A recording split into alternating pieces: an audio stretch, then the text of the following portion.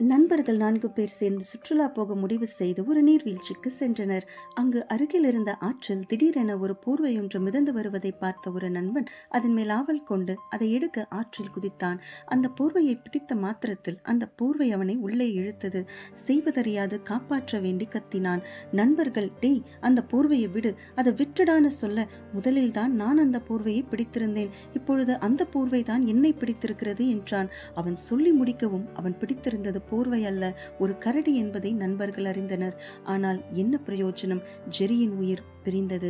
ஜாக்கிரதை, நாமும் பாவத்தின் கவர்ச்சியிலும் இன்பத்திலும் சோதிக்கப்பட்டு இழுப்புண்டு சிக்கி இறுதியில் பாவம் நம்மை ஆண்டு கொண்ட பின் அதை விட வேண்டும் என்று நினைத்தாலும் விட முடியாது. இதைத்தான் யாக்கோபு மிகவும் அழகாக சொல்லுகிறார். அவனவன் தன் தன் சுய இச்சையினாலே இழுக்கப்பட்டு சிக்குண்டு சோதிக்கப்படுகிறான். பின்பு இச்சையானது கற்பம் தரித்து பாவத்தை பிறப்பிக்கும். பாவம் பூரணமாகும் போது மரணத்தை பிறப்பிக்கும். என் பிரியமான சகோதரரே, சகோதரிகளே, மோசம் போகாதிருங்கள். சிலுவையில் அவர் சம்பாதித்து கொடுத்த கிருபைக்கு பாவத்தை மேற்கொள்ளும் வல்லமை உண்டு. தேவ கிருபையை பயன்படுத்தி பாவத்தை மேற்கொள்ளுங்கள், நித்திய ஜீவனை பெற்றுக்கொள்ளுங்கள்.